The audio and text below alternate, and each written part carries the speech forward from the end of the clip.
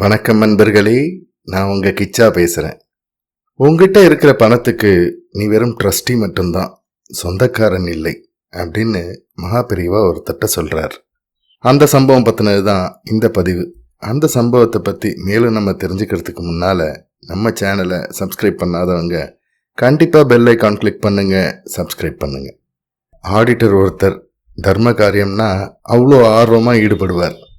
ராமநவமி, கிருஷ்ண ஜெயந்தி, சங்கர ஜெயந்தி அப்படின்னு எந்த விழாவாக இருந்தாலும் முதல் ஆளாக ஏழை எளியவர்களுக்கெல்லாம் ரொம்ப இறக்கப்பட்டு நிறைய உதவி செய்வார்.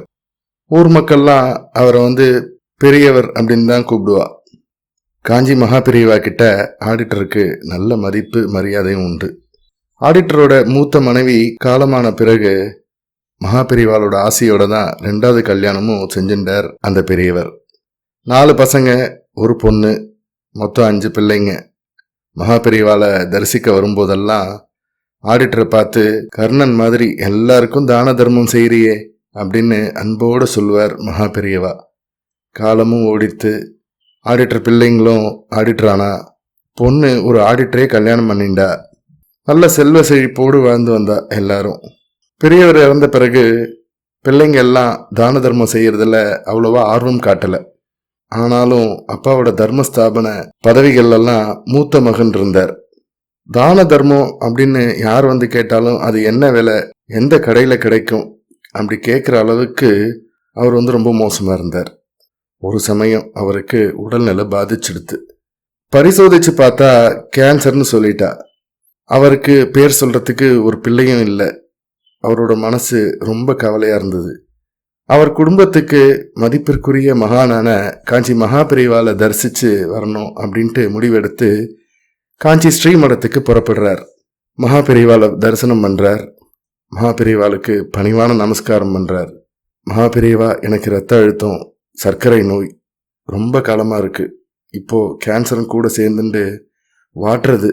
மனசாலும் உடம்பாலும் நான் படுற அவஸ்தையை சொல்ல முடியாது. மகாபெரிவா, நீங்க தான் எனக்கு நல்ல வழிகாட்டி அனுகிரகம் பண்ணணும் அப்படின்னு சொல்லி அழறார். உன்னை எனக்கு நன்னா தெரியுமே, உங்க அப்பா தான தர்மங்களை கர்ணன் மாதிரி செஞ்சு வந்தாரே, அதனால ஜனங்கள் எல்லாம் பெரியவரும் தானே அவரை கூப்பிடுவா. விதியை யாராலையும் மாற்ற முடியாது. கிணத்துல தண்ணீர் இருக்கு, ஆனா அந்த தண்ணீர் தன்னுடையது அப்படின்னு சொல்லி சொந்தம் கொண்டாடுறதில்ல கிணறு. மரத்துல பூ இருக்கு, அடுக்கடுக்கா பூத்து குலுங்கிறது. இருந்தாலும் பூவெல்லாம் எனக்குத்தான்னு மரம் சொந்தம் கொண்டாடுறதில்ல. பசு பால் தர்றது, பால் முழுசும் தனக்குதான்னு பசு உரிமை கொண்டாடுறதில்ல. உனக்கும் பட்டம் பதவியெல்லாம் இருக்கு, ஆனா அந்த பதவியோட பயனா நீ 4 பேருக்கு நல்லது செய்யலையே, அதனாலதான் இந்த வேண்டாத கஷ்டமெல்லாம் உனக்கு வந்துடுது. பணத்தோட மனுஷாளுக்கு குணமும் ரொம்ப அவசியமா வேணும்.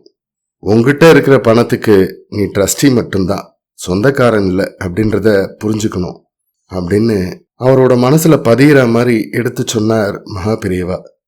அந்த ஆடிட்டர் தான் நடத்தி வந்த வாழ்க்கை முறையை நினைச்சுண்டு வருத்தப்பட்டு, இனிமே அப்பாவை போல நாமளும் தான தர்ம காரியங்கள் நிறைய செய்யணும் அப்படின்ற முடிவோட அங்கேருந்து கிளம்பினார். ஜெய ஜெய சங்கர ஹர ஹர சங்கர. இந்த பதிவு உங்களுக்கு பிடிச்சிருந்தா லைக் பண்ணுங்க, ஷேர் பண்ணுங்க, கமெண்ட் பண்ணுங்க. மறக்காம பெல் ஐகான் கிளிக் பண்ணுங்க, சப்ஸ்கிரைப் பண்ணுங்க. நன்றி நண்பர்களே.